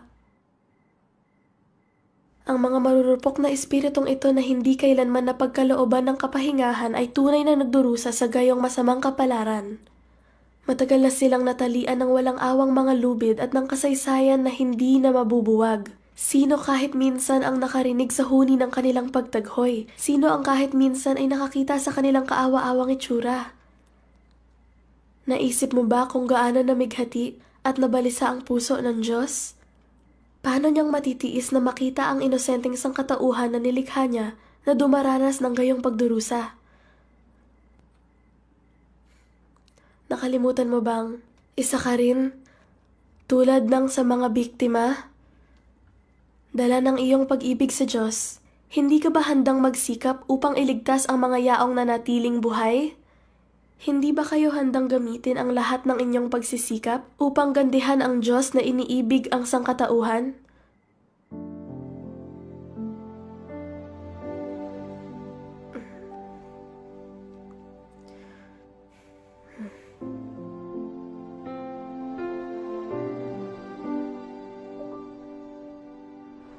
Inay, sa palagay ko, ang ating pamilya ay tunay na pinarangalan. Tingnan mo, nang ang ating pamilya ay dumanas ng mga desperadong sitwasyon, hindi inaasahang narinig natin ang tinig ng Diyos at tayo ay napasigla sa kanyang harapan. Ito ay tunay na biyaya ng Diyos. Nitong mga araw na ito, naranasan ko ang kasiyahan na paniniwala sa Diyos.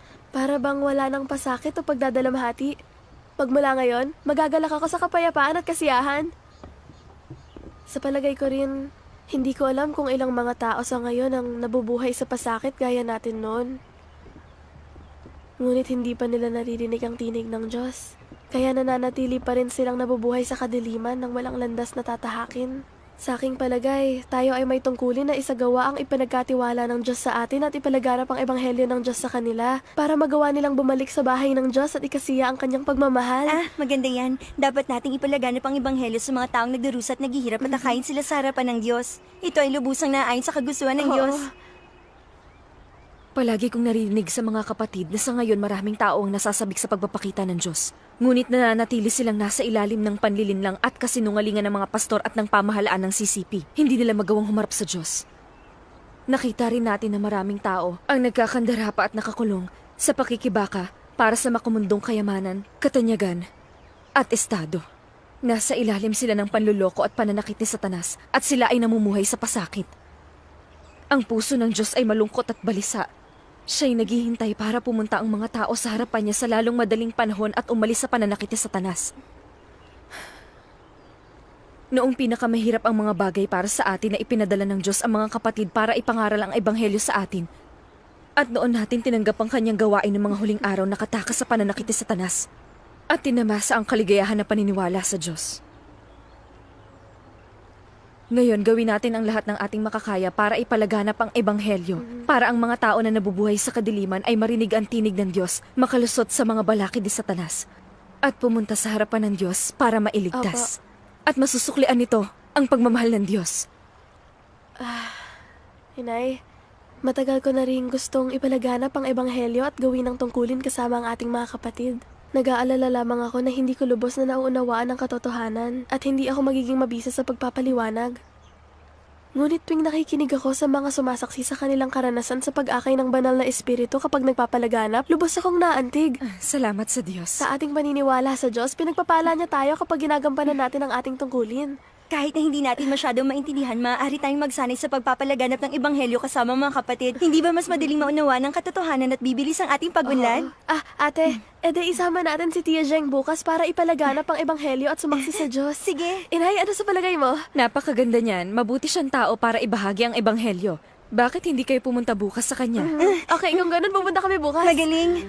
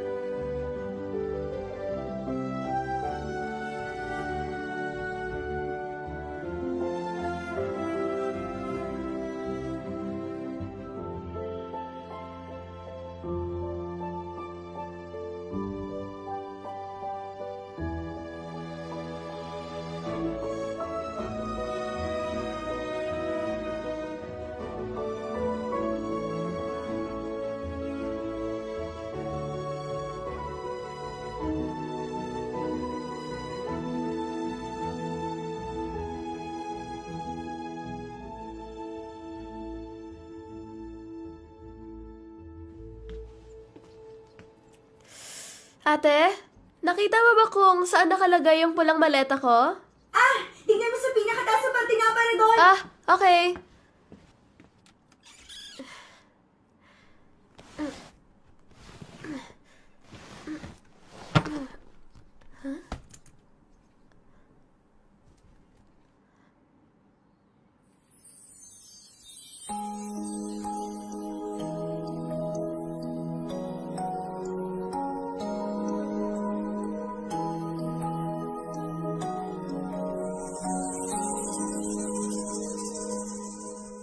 Pinupulot kong maliit kong brush at nagpinta ng maliit na bahay. Nasa loob si inay, pati na rin si itay. Ako at ang aking babaeng kapatid ay naglalaro sa araw. Naaarawan kami at punong-puno kami ng init. Nagkangiti si inay at pati na rin si itay. Ako at ang aking babaeng kapatid ay nagkangiti rin. Ito ang aking pamilya na sa aking papel.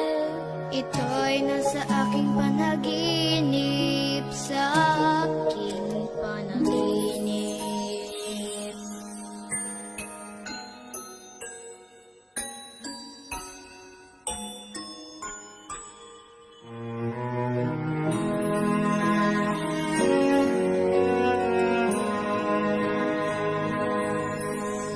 Dala ko'y maliit na maleta sa kakaibang lugar. Nasa loob si itay, ngunit nasa labas si inay. Dala ko'y maliit na maleta sa minsan kong naging bahay. Nasa loob si inay, ngunit nasa labas si itay. Dala ko'y maliit na maleta, pagala-gala sa daan. Pagala-gala sa daan, pagala-gala sa daan. Ang maliit kong maleta, ang tangi kong kasama. Ito ang tanging tahanan na di ko matatakasan.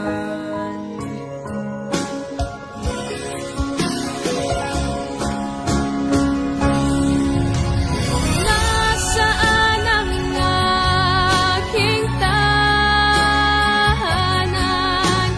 Sa malaking mundong ito, walang para sa akin.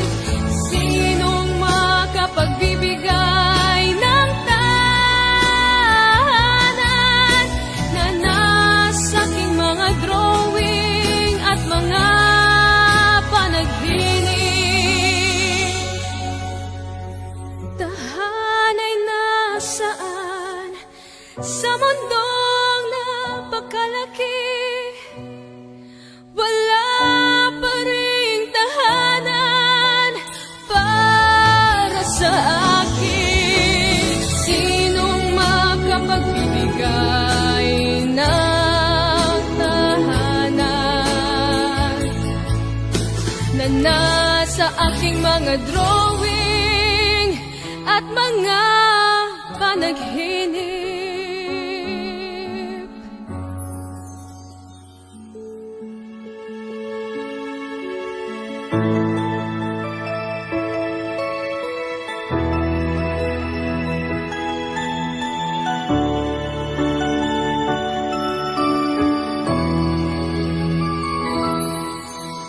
Dito'y mayroon akong tahanan. Di ito yung ginuhit ko sa aking papel. Di ang maliit na maleta, kundi ang pangarap kong lugar. Sinay, itay at babaeng kapatid ay nasa loob. Ito'y lugar na makakapagpahinga ang aming kaluluwa. Ito'y lugar ng kaluwalhatian at pag-asa. Tahanang may kapahinga